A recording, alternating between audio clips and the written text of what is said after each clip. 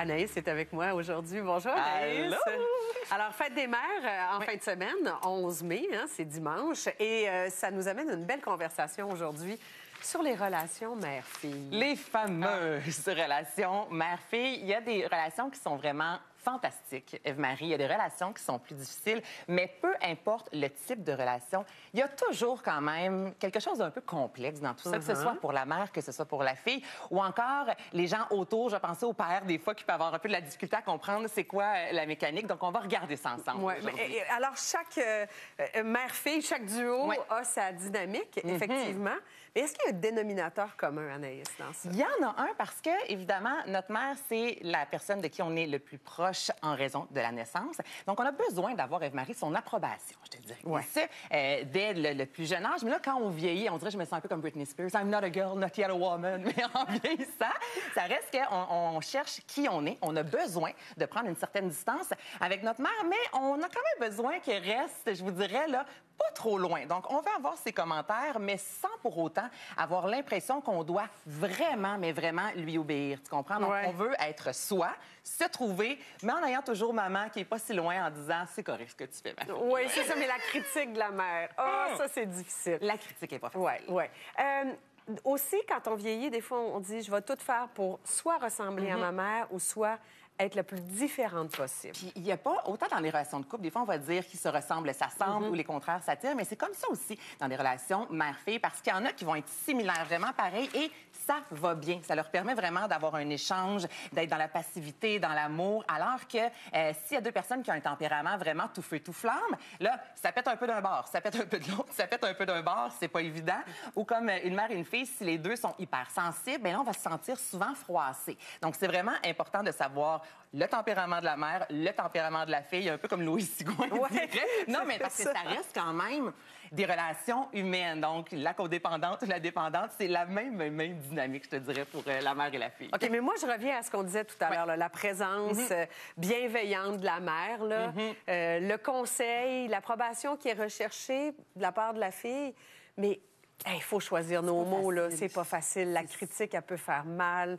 On la veut pas, mais on la veut. C'est compliqué, ce bout-là. Ce bout-là. Puis, tu sais, tu viens de le dire, critique, mais il faut que ce soit des critiques qui sont constructive. La mère, évidemment, veut le meilleur pour sa fille. On veut que notre fille soit heureuse. On veut lui éviter quelques embûches qu'on a vécues en tant que mère. Donc, c'est sûr qu'on va faire quelques critiques. Par contre, cette critique-là, c'est selon le standard de la mère. Et c'est là... C'est ça, l'affaire. Il est là, le piège. Il est là, le piège. Donc, la mère peut avoir un standard complètement différent de la fille. Standard professionnel, standard amoureux, standard relationnel. Et c'est là, des fois, que le pivot, là, on peut vraiment tomber dans une relation dite toxique. Et on parle souvent de parentalité toxique. Ça va être justement quand on va avoir beaucoup de critiques négatives, des critiques néfastes qui font réellement de la peine à l'enfant. Puis je vais quand même lire qu'est-ce que c'est exactement. Un parent toxique, c'est un parent qui tend à faire des reproches à outrance et à adresser des commentaires non constructifs et donner l'impression de ne jamais être satisfaite de l'accomplissement de son enfant. Donc, faut pas évidemment aller dans cette direction-là. Et je tiens à mentionner que ça peut être le contraire aussi, Ève-Marie, puis on parle rarement des enfants toxiques, mais ça existe, des enfants qui, eux, vont être, exemple, une jeune fille manipulatrice, qui va être prête vraiment à tout, blesser sa mère, peu importe pour avoir ce que l'enfant veut, et ça existe réellement. Des enfants, quand on parle de manipulation aussi, qui vont constamment avoir besoin de preuves. Maman, je veux être au centre de ton attention, mais quand tu es rendu à 30 ans, tes parents ont le droit aussi d'avoir une vie. Tu comprends? C'est normal, évidemment, là, que tes parents soient dans ton entourage, mais de toujours nécessiter d'être au centre de l'attention. Et souvent, ce sont des enfants aussi qui vont jouer les victimes. Et peu importe ce qu'on va faire autour d'eux, ce sera jamais assez. Donc, je voulais en parler parce que c'est quelque chose qu'on met souvent, qu'on parle pas, qu'on n'aborde pas, mais la relation toxique peut aller dans les deux sens. Ouais. Dans tout ce que tu as lu pour préparer ce segment-là, est-ce qu'il y a des clés? Est-ce qu'il y a peut-être des choses à mettre de l'avant pour que la relation soit plus saine? Bien, commencez par accepter que ce ne sera jamais parfait parce que tu n'es pas parfaite, je ne suis pas parfaite, vous à la main. Non, mais il n'y a personne de parfait. Donc, des fois, on va mettre vraiment, là, on va idolâtrer une relation, on voit ça à la télévision, puis on se dit, hey, c'est ça que je veux. Mais il n'y en a pas des relations parfaites. Être le plus honnête possible, le plus franche. Donc, quand il y a des irritants, déjà être capable de se le dire et non pas, genre, tu sais, je ravale. Ça, c'est important. De miser, évidemment, sur ce qui est positif, pas toujours chercher la petite araignée dans le placard et de passer aussi du temps de qualité parce qu'un voyage, exemple, mère-fille, là, non, mais on a envie... Ça, tu vis ça, toi. Oui, puis on a envie, puis c'est pas toujours facile avec ma mère. On s'est chicané, mais peu importe, ça fait en sorte qu'on crée des moments, puis de sortir de notre quotidien, on apprend aussi à découvrir l'autre. Donc, il y en a des les clés. deux filles. Ma maman d'amour, Sylvie, qui là, présentement, doit venir de tout faire avec son café, disant « Oh, bon Dieu! » Elle me l'avait pas dit. Elle me laissait vraiment plus que j'y ai pas dit. Donc, il y a même des relations, ma mère a jamais voulu que je mette une photo d'elle à la télé. Vrai? Ah! Ben moi, Puis j'ai là, pas elle est demandé, je décédée, pense, pour ça. puis j'oserais même pas, j'aurais peur de la colère. Elle a flash. Soudainement.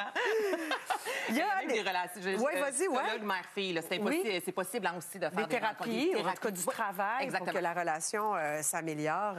Puis, tu sais, je viens de parler de ma mère. Souvent, quand on devient mère soi-même, là, il y a une relation qui va changer. Oui. Il y aura un regard qui va changer quand on devient maman à notre tour. Mais on comprend tout d'abord que notre mère, c'est une femme, avant tout. Puis la femme vient avec ses forces, avec ses faiblesses, avec son bagage à elle, avec ses propres expériences de vie, puis avec ses limites aussi. Donc déjà, quand on est capable de comprendre ça, on se rend compte que notre mère, c'est pas juste quand on est jeune, notre mère, c'est une mère.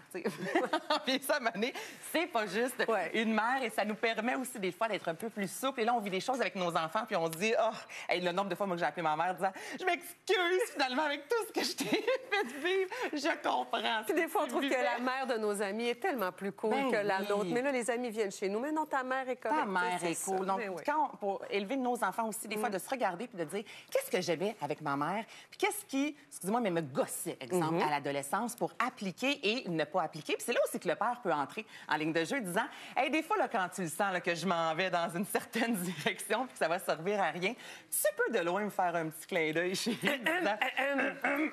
voilà, tu peux, tu sais, tais-toi.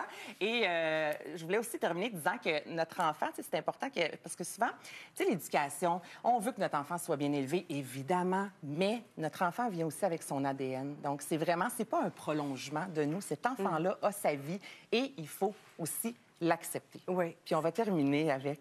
Je l'ai pas vu encore. Tu l'as pas vu? Non. Encore ce jeudi, vous pourrez vous procurer le séjour. Oh, C'est toi et Corinne. Ouais. La première fois que tu as fait avec elle un magazine, elle était toute petite. Oui. Oui.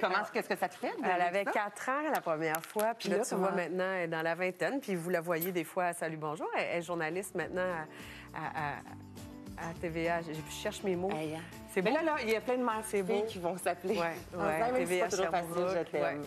Oui. Oh oui. C'est une belle affaire, ça. Magnifique. Vraiment.